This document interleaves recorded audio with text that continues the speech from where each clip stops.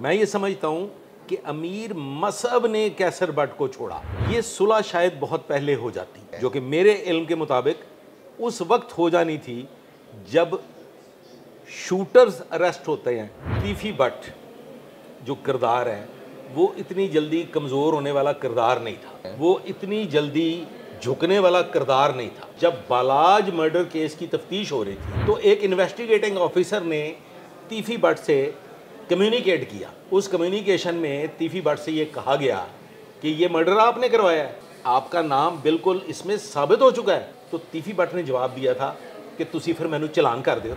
बिस्मिल्लाहिर्रहमानिर्रहीम। मेरा नाम है वकास अहमद और आप देख रहे हैं 24 न्यूज़ का डिजिटल मीडिया। नाजरीन, लाहौर के अंडरवर्ल्ड के हवाले से पिछले दिनों एक बड़ी खबर आई थी और वो खबर ये थी कि कैसर बट ने तीफी बट के साथ सुलह कर ली है। और ये जो कैसर बट जिन्होंने सुलह की है, ये टीपू ट्रका वाले ख़ानदान का बहुत करीबी बंदा समझा जाता था, लेकिन ये सुलह ट्रका वाले ख़ानदान की मर्ज़ी के बगैर हुई है। तो इस सुलह के पीछे क्या कहानियाँ थीं, आगे क्या होने वाला है, कौन से ऐसे मुहरकात थे कि कैसर बट ने तीफी के साथ बिलाज ख़ानदान की मर्ज़ी के बगैर हाथ मिलाया, इन सारे सवालात का जवाब हम लेंगे ज़हीरुद्दीन बाबर साहब से, जो कि एक मंजे हुए पुलिस ऑफिसर भी हैं और लाहौर के अंडरवर्ल्ड और गैंग वॉर पर इनकी बड़ी गहरी नज़र है। ज़हीर साहब, बहुत शुक्रिया आपका। एक आपका काबिल एतमाद साथी आपसे बिन बताए आपको आपके दुश्मन के साथ सुलह कर ले, तो अब ट्रक्का वाला ख़ानदान कहाँ स्टैंड करता है? बिस्मिल्लाहिर्रहमानिर्रहीम। बड़ा खूबसूरत सवाल किया आपने। ये कन्फ्यूजन है जी, ये एक गलत फहमी है मेरी जी, आपकी और जनरल पब्लिक की भी। ठीक है, जो वो ये सोच रहे हैं कि कैसर बट ने ट्रक्का वाला फैमिली को छोड़ दिया और इंडिविजुअली सुलह कर ली। मैं ये समझता हूँ कि अमीर मसहब ने कैसर बट को छोड़ा। कैसे? ये सुलह शायद बहुत पहले हो जाती, ठीक है, जो कि मेरे इल्म के मुताबिक उस वक्त हो जानी थी जब शूटर्स अरेस्ट होते हैं, जब वो सारी की सारी टीम अरेस्ट कौन होती से है। शूटर जिन्होंने बिलाज को, जिन्होंने जावेद बट को, जो कि बहनोई थे तीफी बट के, तीफी बट के जो बहनोई हैं, उनके जो कातलान हैं, उनकी गिरफ्तारी के बाद जब तफ्तीश में ये बात सामने आ गई कि ये मसहब की प्लानिंग थी, मसहब ने ये सारा शूट आउट प्लान किया और मसहब ने किसी को एतमाद में नहीं लिया। कैसर बट का आप लोग कहते हैं कि बहुत करीबी था, मैं ये समझता हूँ कि अमीर मसहब को कैसर बट पे एतमाद नहीं था। क्या आप ये कहना चाह रहे हैं कि जावेद बट के कत्ल में मीर मासब ने कैसर बट को एतमाद में नहीं लिया था, और जो कैसर बट ने ये स्टेटमेंट दी थी कत्ल के बाद कि मेरा कोई लेना देना नहीं है, वो दुरुस्त थी? जी बिल्कुल।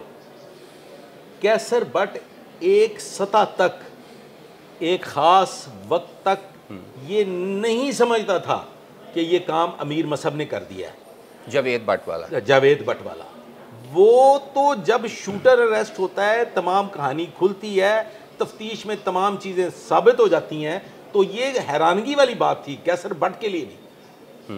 मैं कैसर बट को ज़ाती तौर पे नहीं जानता, लेकिन जो मेरे इल्म में है, कैसर बट कभी भी अमीर मसहब का साथ ना छोड़ता। वो कोई उठाई गिरा नहीं है, वो भाई आदमी है और ट्रक्का वाला फैमिली के साथ यकीनन उसके बहुत करीबी ताल्लुकात थे। बलाज की हद तक वो बहुत करीब रहा, मोहब्बत का रिश्ता था, लेकिन अमीर मसहब ने दूरियां इख्तियार की, खुफिया प्लानिंग करके कैसर बट पे एतमाद ना करते हुए ये एक्शन लिया। और फिर कैसर बट को ये दिखाई दे रहा था कि यार, ना तो मुझे एतमाद में लिया गया, ना मैं इस शूट आउट में शामिल हूँ, ना मैं शूटर इंगेज करने में, ना मैं प्लानिंग करने में, तो मैं शहरदार आदमी हूँ, मैं बिला वजह एक शख्स मुझ पे एतबार ही नहीं करता, वो मुझ पे एतमाद ही नहीं करता, वो ये कार्रवाई कर रहा है, तो मैं किस लिए खामखा अपनी दुश्मनी जो है वो ना 3 में ना 13 में, मैं किसी खाते में नहीं स्टैंड करता, और मैंने दुश्मनी ले ली है तीफी के साथ। कैसर की ये मजबूरी हो सकती थी कि मसहब और ट्रक्का वाला ख़ानदान अब उसके साथ नहीं है।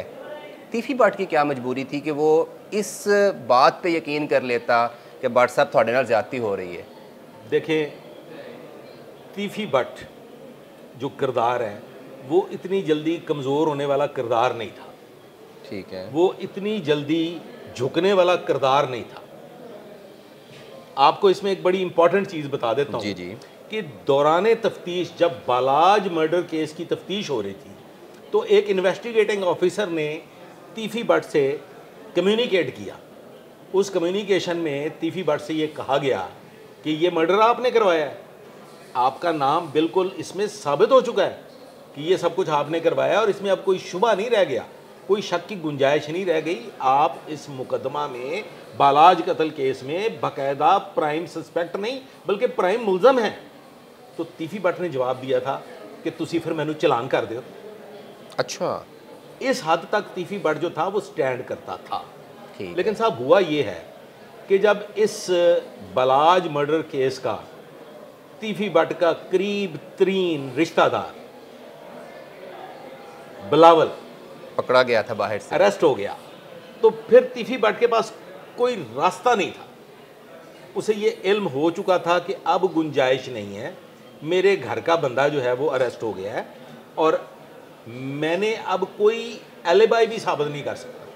जब घर का बंदा ही आ गया तो फिर कोई गुंजाइश नहीं थी। तो तीफी भट्ट ने कैसर भट्ट के साथ सुलह करनी थी।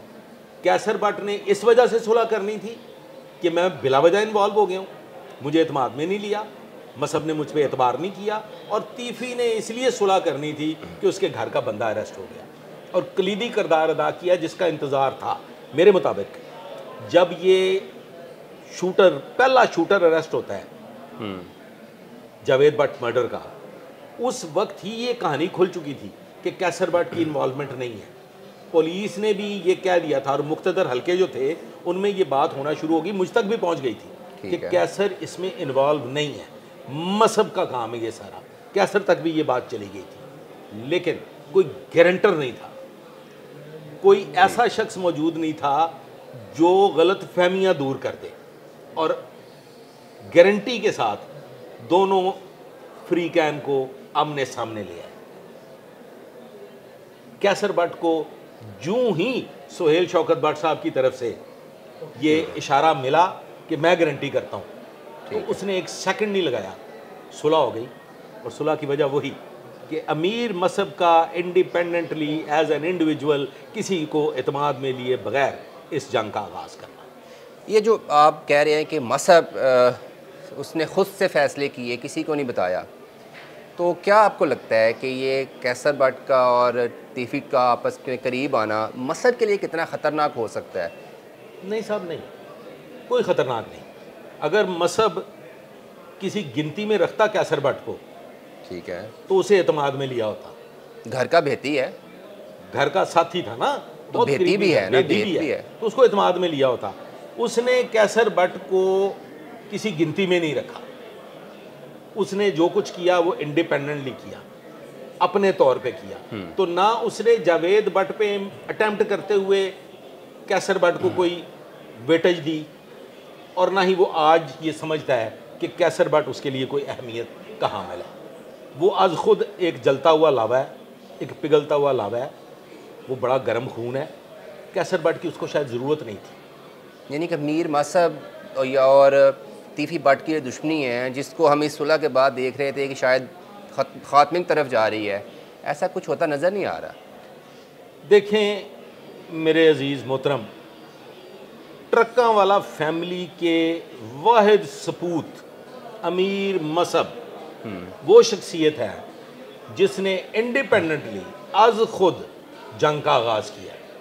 ये पहला मौका है कि ट्रक्कां वाला फैमिली की तरफ से कानून हाथ में लिया गया, कानून से मदद नहीं मांगी गई और एक इंडिपेंडेंट फैसला करके जंग का आगाज़ किया और उसमें बड़ी फैटल अटैम्प्ट की।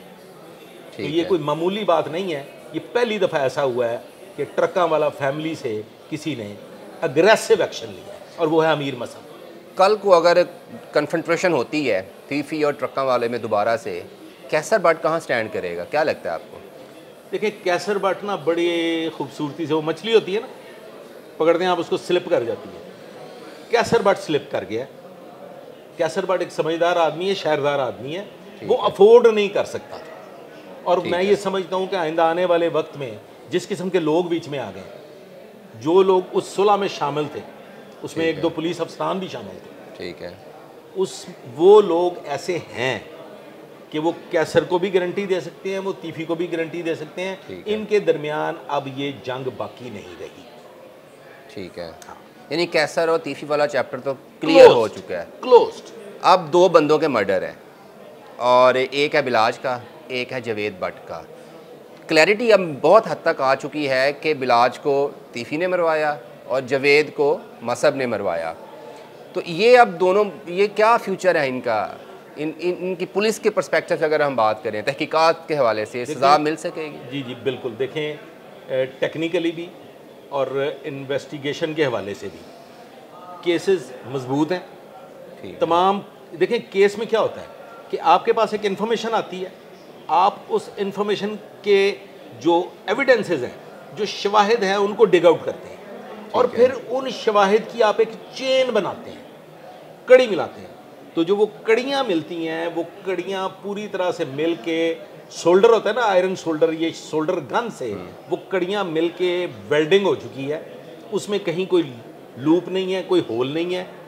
एविडेंस अक्रस से लेके पीछे प्लानिंग तक वो सारी की सारी चेन मुकम्मल हो चुकी है दोनों केसेस में, बालाज मर्डर केस में भी और जावेद भट्ट मर्डर केस में। दोनों की एविडेंसेस, सॉलिड एविडेंसेस प्रूव हो चुकी हैं। बालाज मर्डर केस में वो वेपन्स जो थे, जो उसमें इस्तेमाल हुए, बिलावल तक, वो सारे के सारे फोरेंसिक से साबित हो चुके हैं। ठीक है, जो बुलेट शेल, वो हर चीज़ मैच हो चुकी है। And finally the same condition is in Javed Bhatt murder case कि तमाम चीज़ें साबित हो चुकी हैं।